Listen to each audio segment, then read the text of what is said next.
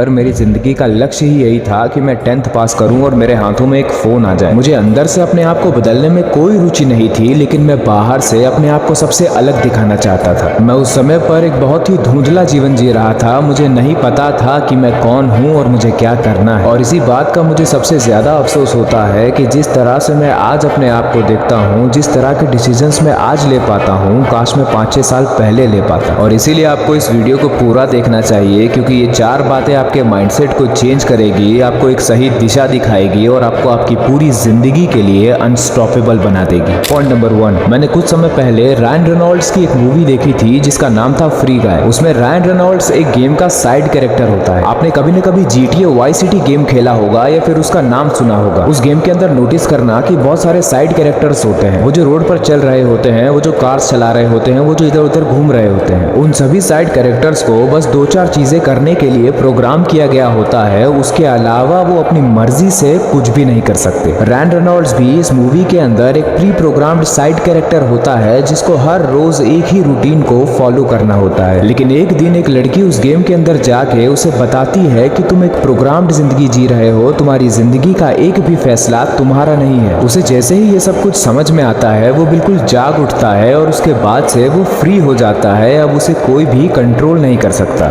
अब ये पूरी कहानी मैंने आपको इसीलिए सुनाई है क्योंकि आप भी एक प्रोग्राम्ड जिंदगी जी रहे हो जिसके अंदर आपका एक भी फैसला आपका खुद का नहीं है। अब आपके दिमाग में ये सवाल आ रहा होगा कि हमारी ये प्रोग्रामिंग आखिर की किसने है? तो इसका जवाब है कि आपकी ये प्रोग्रामिंग आपके शरीर ने और इस सोसाइटी ने कर रखी हुई है। अगर आप अपने आप को गौर से नोटिस करोगे तो आपको ये बात पता चलेगी कि आपकी जिंदगी में लिया जाने वाला हर एक फैसला या तो आपके शरीर से आता है या फिर सोसाइटी से। फॉर एग्जाम्पल, मुझे भी एक मोबाइल फोन चाहिए था जब मेरे सारे दोस्तों के पास एक मोबाइल फोन आ रहा था। मुझे उस वक्त मोबाइल फोन की कोई जरूरत नहीं थी, लेकिन फिर भी मैंने मोबाइल फोन लिया। अब आप मुझे बताओ कि ये डिसीजन मेरा खुद का था या फिर मुझे सोसाइटी से मिला था। बिल्कुल इसी तरह से एक समय आता है जब लड़के लड़कियों के पीछे भागने लग जाते हैं और उन्हें ऐसा लगता है कि उनको प्यार हो गया है। लेकिन अगर उस इंसान के अंदर से टेस्टोस्टेरोन नाम का हार्मोन बाहर निकाल लिया जाए तो उसका प्यार पूरा का पूरा खत्म हो जाएगा। अब आप मुझे बताओ कि ये जो प्यार वो कर रहा था, ये वो खुद कर रहा था या फिर उसका शरीर उससे करवा रहा था? देखो, मोबाइल फोन और गर्लफ्रेंड इतने बड़े मुद्दे नहीं है, लेकिन अगर आप इस मैट्रिक्स से जल्द बाहर नहीं निकले तो ये हो सकता है कि आप आगे जाकर बहुत बड़े बड़े गलत फैसले ले लो। हो सकता है कि आप आगे जाकर किसी गलत लड़की से शादी कर लो क्योंकि आपको ऐसा लगता है कि आप उससे प्यार करते हो। हो सकता है कि आगे जाकर आप किसी ऐसी नौकरी में फंस जाओ जो आपको करना ही नहीं है, लेकिन आप फिर भी मजबूरी में उसको करोगे क्योंकि सोसाइटी ने आपको बता कर रखा है कि यही सही काम है। इसीलिए इस मैट्रिक्स से बाहर निकलने का सिर्फ और सिर्फ एक ही तरीका है, क्वेश्चन एवरीथिंग। जिस भी सिचुएशन में तुम हो, जो भी चीजें तुम्हारे सामने आ रही है, देखो उसे कि वो चीज आ कहां से रही है। क्या वो चीज तुम्हारा शरीर तुम्हें भेज रहा है या फिर समाज ने तुम्हें वो चीज सिखाई है? मैं तुम्हें ये बताना चाह रहा हूँ कि तुम किसी भी सिचुएशन में फंसे हो, तुम किसी बहाव में ना बह जाओ, समाज से आने वाले या फिर तुम्हारे शरीर से आने वाले। तुम उस सिचुएशन से दूर हटकर ये देख पाओ कि सचमुच में उस सिचुएशन में क्या करना सही होगा। उस वक्त जो तुम फैसला लोगे वो सचमुच में तुम्हारा फैसला होगा। हो सकता है तुम्हारा फैसला समाज के पक्ष में हो या फिर शरीर के पक्ष में हो या फिर दोनों के ही पक्ष में ना हो। मेन बात यहाँ पर यह है कि तुम्हारा डिसीजन तुम्हारी सोच समझ से आना चाहिए, ना कि समाज और शरीर से मिले हुए प्री प्रोग्राम्ड रिएक्शन से। देखा है ना, वाई सिटी गेम के अंदर तुम रोड पे चलते हुए किसी कैरेक्टर को थप्पड़ मार दो तो वो वही डायलॉग बोलेगा जो वो हमेशा से बोलता आ रहा है, या फिर वो वही रिएक्शन देगा जो वो हमेशा से देता आ रहा है। तुमको ये रियल लाइफ में नहीं करना है। ये बात बहुत जरूरी है, इसलिए हम इस बात को थोड़ा और डीप में जाके समझते हैं। आपने ये चीज कहीं ना कहीं नोटिस की होगी कि हम जब भी किसी इंसान से पहली बार मिलते हैं तब हम उसकी शक्ल, सूरत, शरीर या फिर कपड़ों को देखकर पहले ही जज कर लेते हैं कि हमको इस इंसान को भाव देना है या नहीं। अब मेरा आपसे ये सवाल है कि हमारे अंदर इस जजमेंट को डाला किसने है? हमें ये किसने सिखाया है कि हम पहले से ही किसी इंसान के बारे में एक परसेप्शन बना ले कि हमें उससे अट्रैक्ट होना है या नहीं, हमें उसे भाव देना है या नहीं? सीधे सीधे कहूँ तो हमारे अंदर इस भेदभाव को डाला किसने है? इसका जवाब ये है कि हमें ये भेदभाव शरीर ने और सोसाइटी ने दोनों ने देकर रखा हुआ है। कभी इंस्टाग्राम के एक्सप्लोर टैब पर जाकर ये नोटिस करना कि तुम वहां पर ज्यादा क्लिक करते हो जहां पर तुमको ब्यूटीफुल फेसेस और अट्रैक्टिव बॉडी दिखाई दे रही है, फिर चाहे वो ब्यूटीफुल फेस और अट्रैक्टिव बॉडी बातें 2 कौड़ी की ही क्यों ना कर रही हो। बिल्कुल इसी तरह से समाज का भी है। समाज ने कहीं ना कहीं हमको ये चीज समझा कर रखी है कि हमको जाति के आधार पर लोगों को जज करना है, उनके कपड़ों के आधार पर उनको जज करना है और उनके रंग के आधार पर उनको जज करना है। और शरीर ने हमको ये समझा कर रखा हुआ है कि हमें खूबसूरत चेहरे और अच्छी बॉडी की तरफ अट्रैक्ट होना है। क्या तुम इस चीज को देख पा रहे हो कि थोड़ा बहुत हमें शरीर ने और थोड़ा बहुत हमें समाज ने पहले से ही ये बता कर रखा है कि हमें किसी भी सिचुएशन की तरफ अपना माइंडसेट कैसा रखना है। और सबसे बड़ी बात तो ये है कि हमको ये पता ही नहीं है कि जो भी डिसीजंस हम अपनी लाइफ में ले रहे हैं वो हमारे है ही नहीं, वो हमारे शरीर के या समाज के हैं जो हमें दिए गए हैं। और यही वो मैट्रिक्स है जिससे हमें बाहर निकलना है। इस बात को याद रखना